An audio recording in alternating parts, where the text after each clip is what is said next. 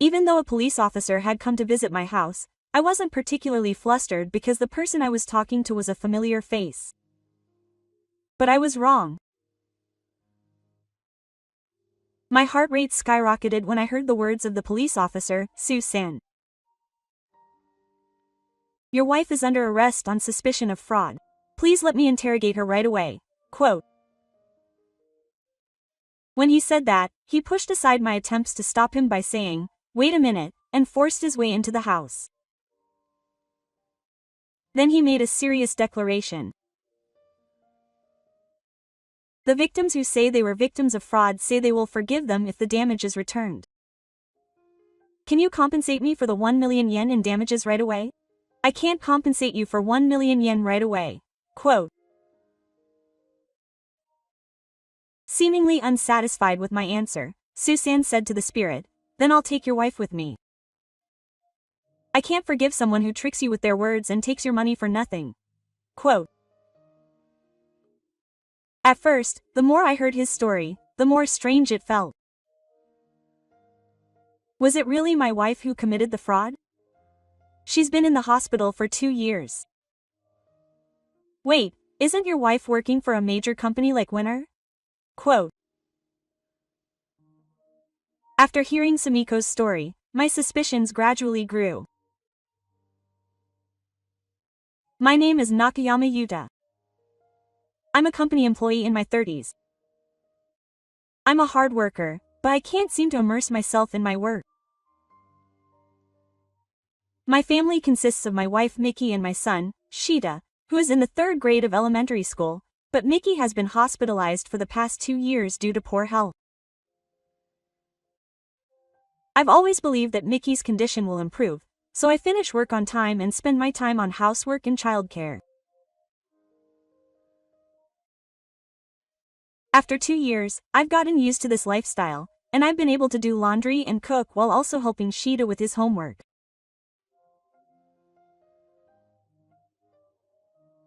There are days when I absolutely have to work on holidays, but I've been able to visit Miki with Shida 23 times a month.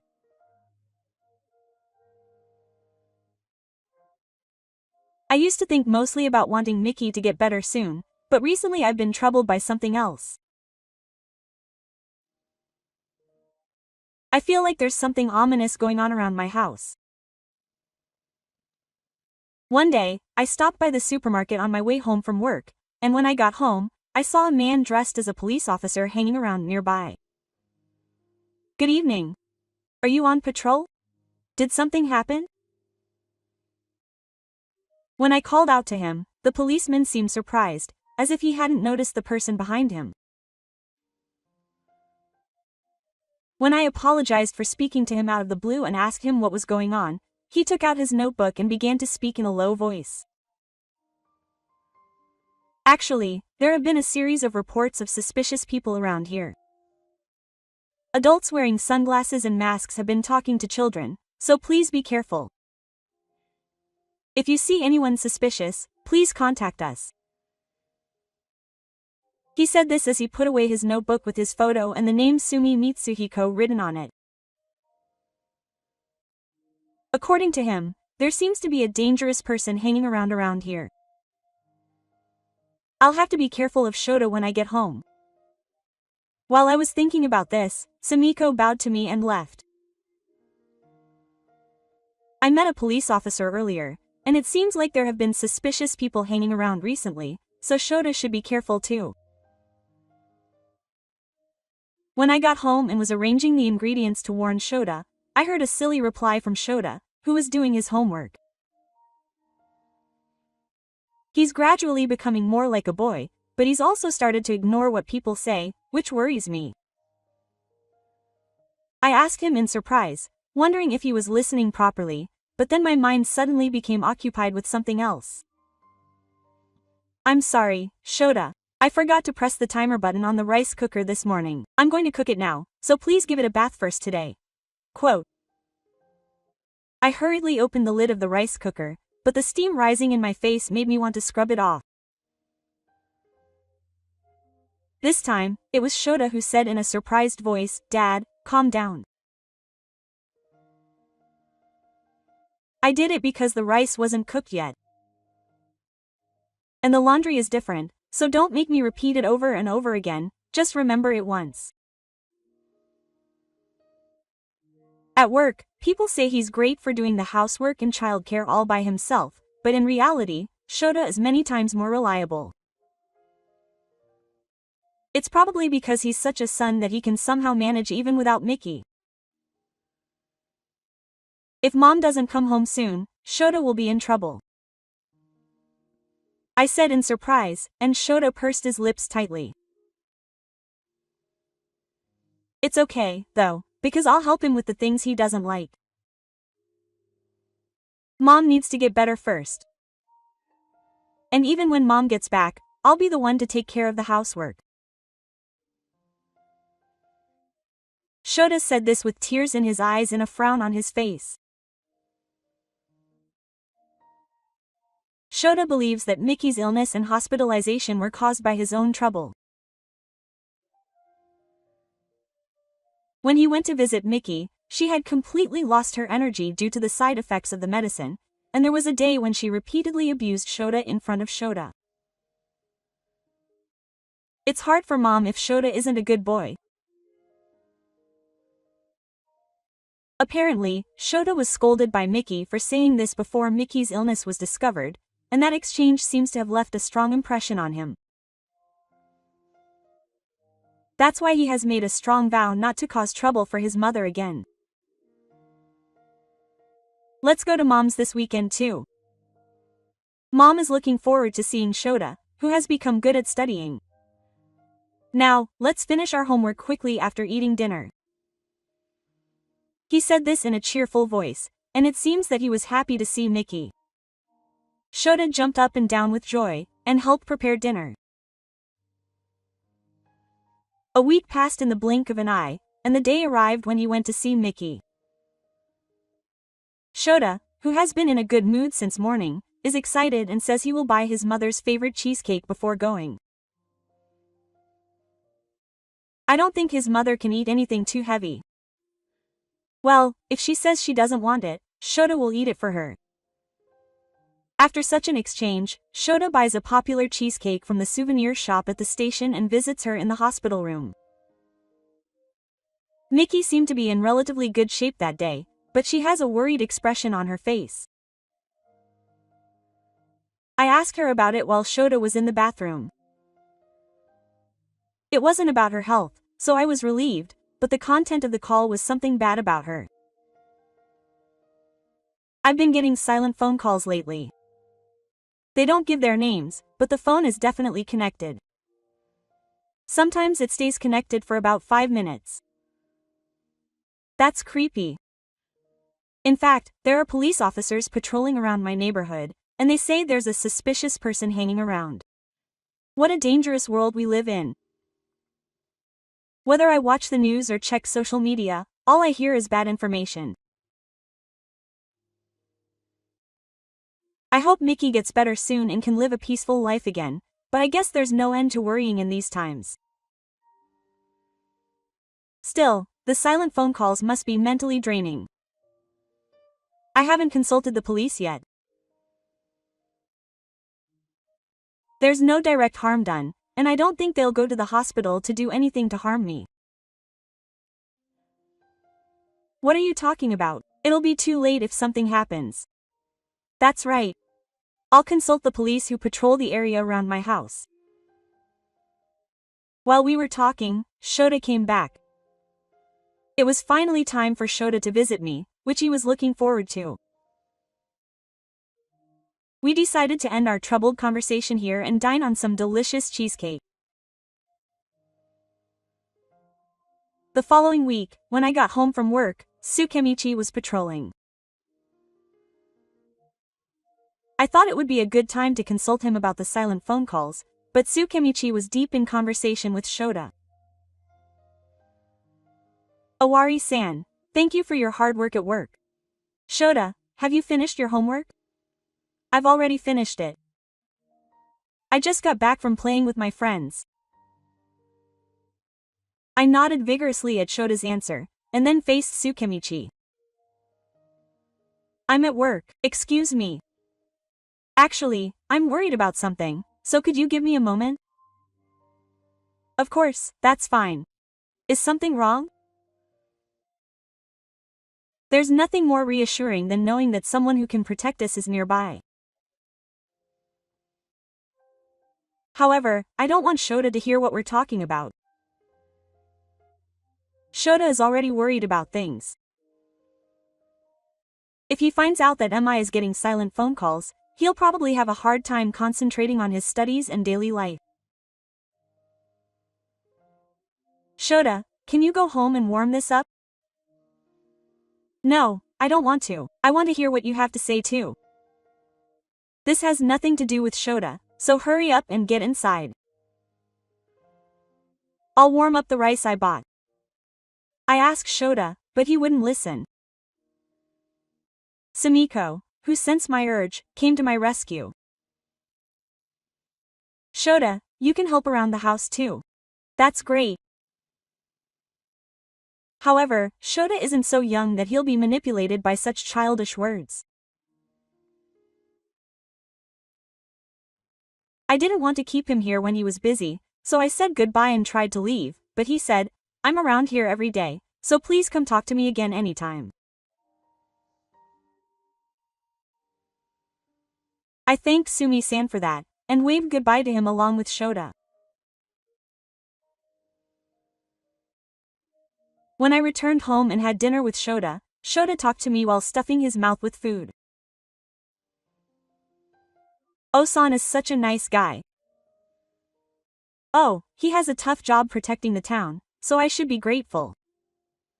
Now that I think about it, what were you talking about before I got here? Didn't you say there was another sighting?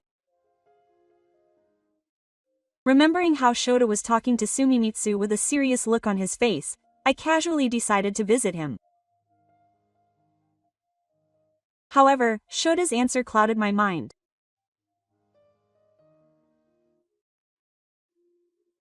He asked me about how long it usually takes for Dad to come home, when Mom comes home, and if there's anyone else living with him. Apparently, there was a case of a kissing incident around here. I've never heard of anything like that in the neighborhood. Since he's still a young child, maybe they're just worried about whether he lives alone or if he has someone to support him. But it didn't feel good to me, like someone was peeking into our lives. I hope we can live without any incidents happening.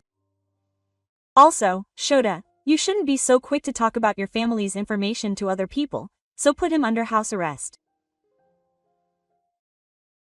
Shita didn't seem to be convinced, but he replied that he understood, so I didn't say anything more.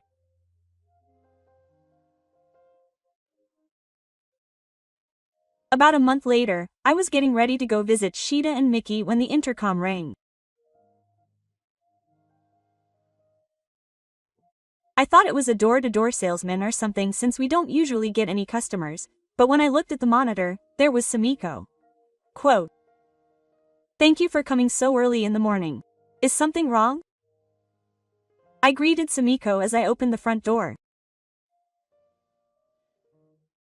Even though I was told that a police officer had come to my house, I didn't panic because he was a familiar face.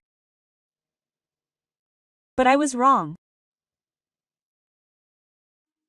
My heart rate skyrocketed at Sumiko's words. Quote, "Your wife is under arrest on suspicion of fraud. Please allow me to interrogate her immediately." Sumiko said this and pushed aside my attempts to stop her and told me to wait a moment, and forced her way into the house.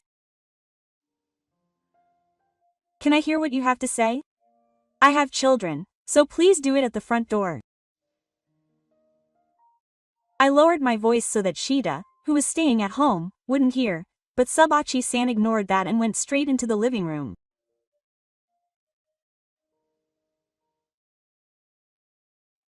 He said something like, "You're under suspicion of a crime." Well, the victim who said he was the victim of fraud said he would forgive without making a fuss if the damage was returned. "Can you compensate for the 1 million yen in damages right away?" 1 million yen?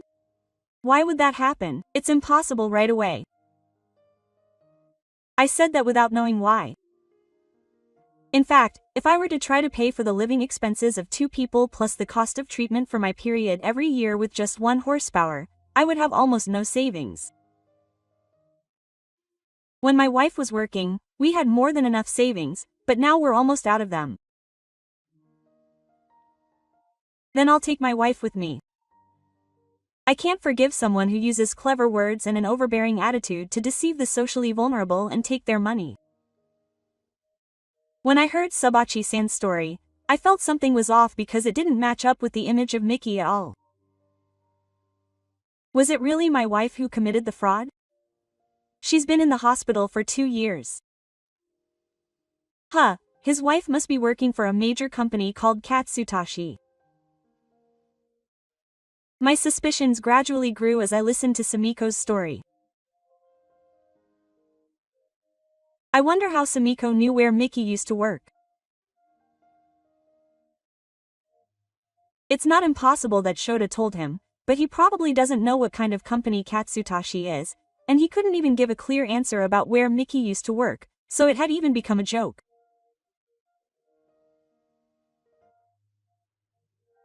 Even if they're the police, I don't think they know all the occupations of the local residents, and even if they said they could find out if they looked into it, if they had, it would have been obvious right away that she had retired. Sumiko, can I see your police ID again? He clearly showed the same expression at my words. At this point, I was certain that he wasn't a police officer, but I didn't want to pursue it too much and get a complaint. Shota was also in the back. I absolutely must avoid putting the child in danger. Tsukemichi quickly regained his composure and raised his voice in a forced, stern tone. In any case, if his wife isn't here, we'll have to have her husband come in her place. What do you want to do? Can you come with me to the library? Or do I pay to wait until the time comes? Of course, I'll have to handcuff you until the library arrives.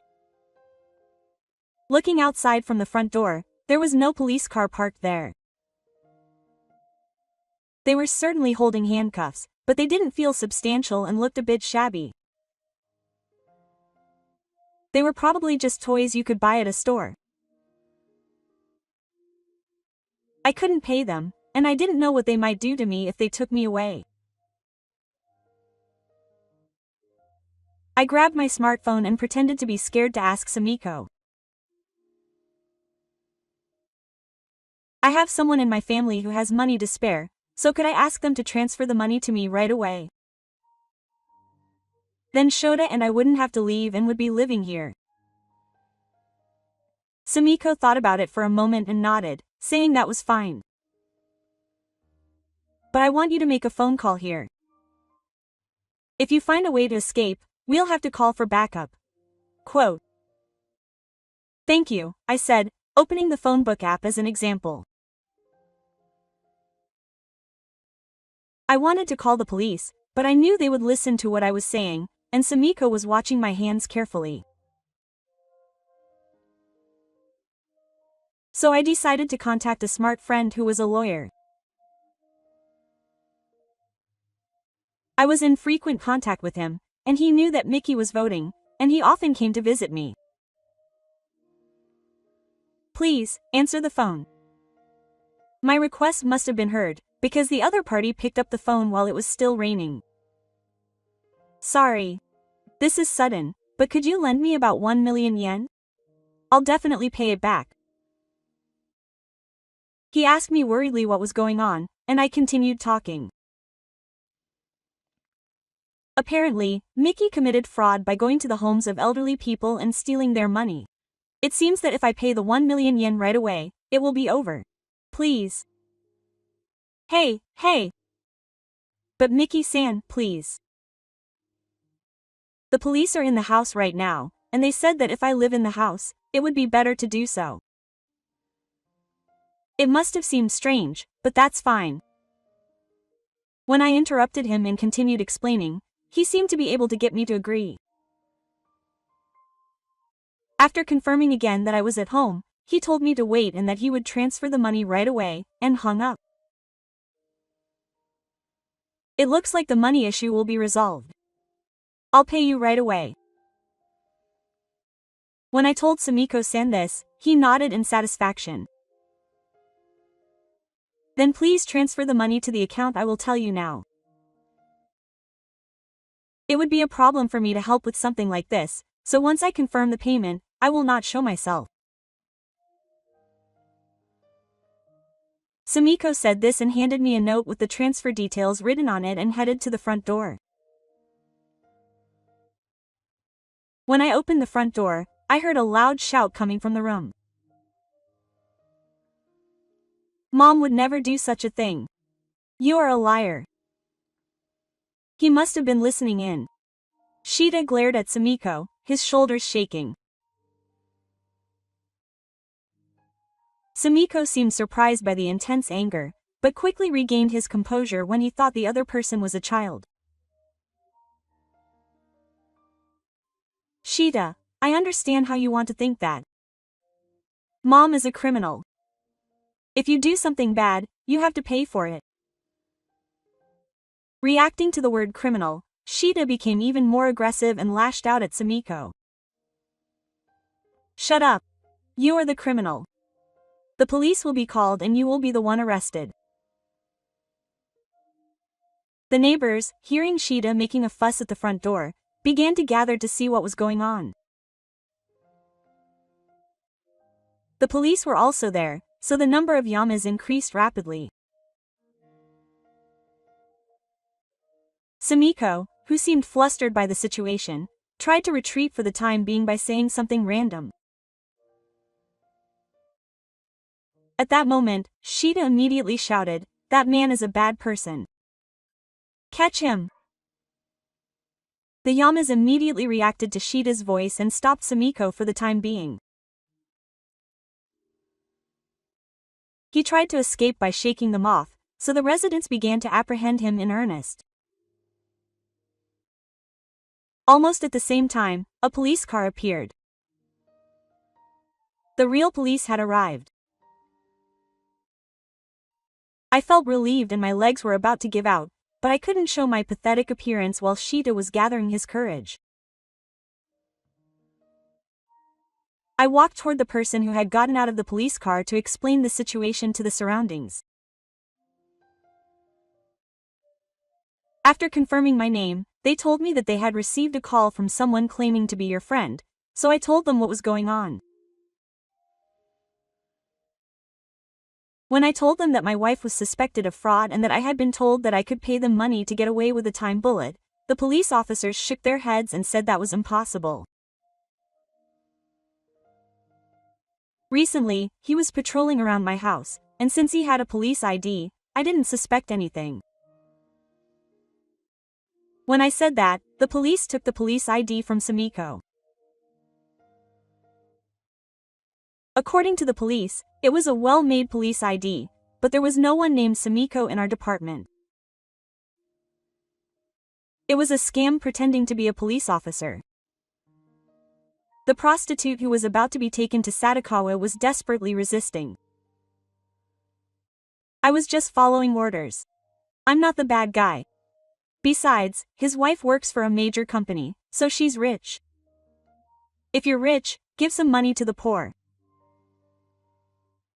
I'm so angry at Sumiko's words, which are so wrong and so selfish. Before I could say anything, Shida protested loudly. My mother is in the hospital, fighting an illness.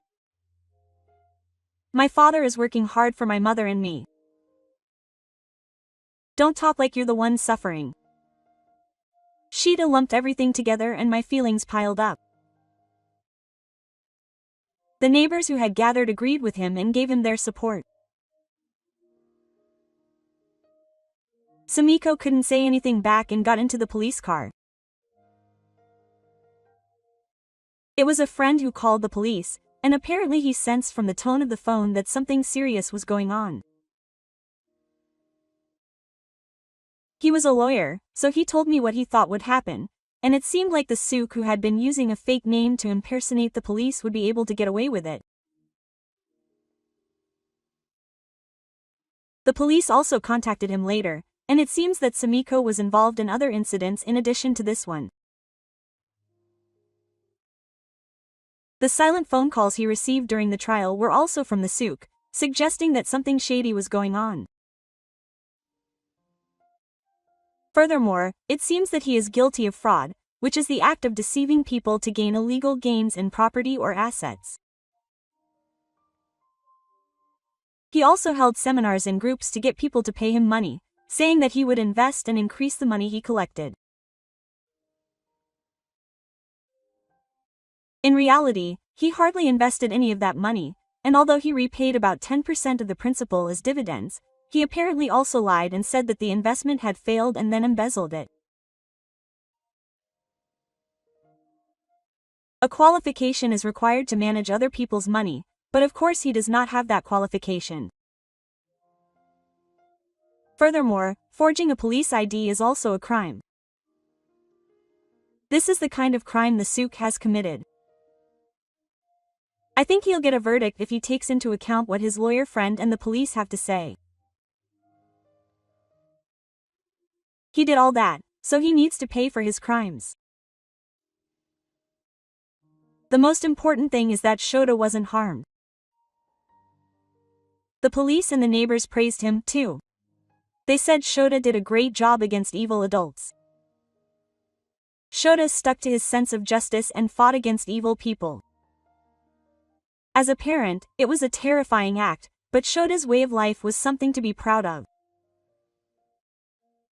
Shota seemed embarrassed by the praise, saying, "It's nothing," and turned away. There's no way that kind mother would do something like that.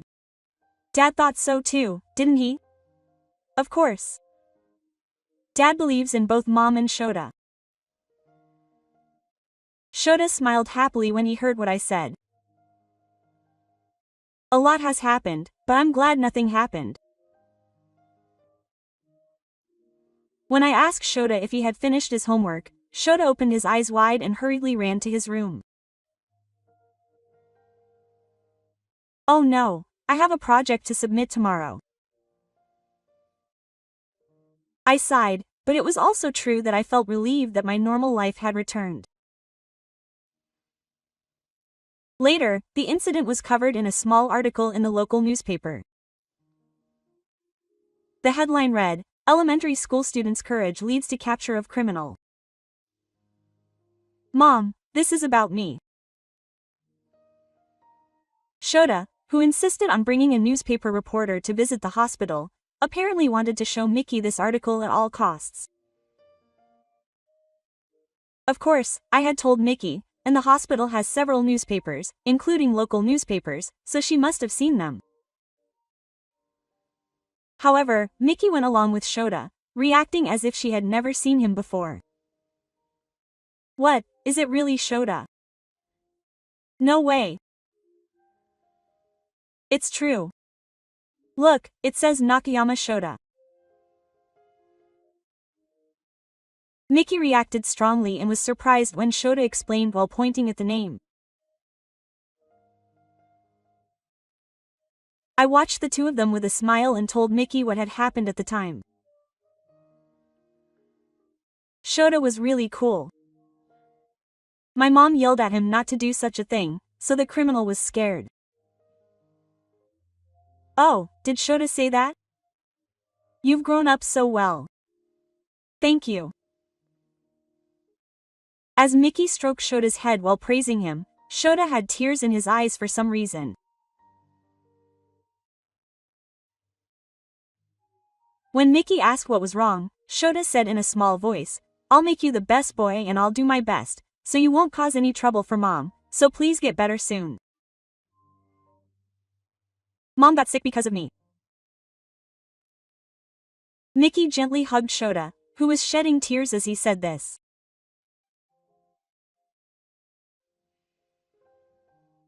This illness isn't Shota's fault. God gave Mom a trial. It's a trial you can definitely overcome, so it's okay." After saying that, Mickey added as if she had remembered something. "Now that you mention it, you once said that Mom would get sick if you weren't a good boy." "That's not true. I'm sorry for saying something so random." Before they knew it, Mickey had tears in her eyes too, and the sound of the two of them sniffling overlapped in the hospital room. The doctor also said that if things continue like this, he might be able to retire soon. Mom will do her best too, so please wait for him. Mickey has been looking really good lately. If things continue like this, becoming a member of the force might be just around the corner, just like the doctor said. I prayed from the bottom of my heart that those words would come true. A few months later, Mickey's life with the ward came to an end.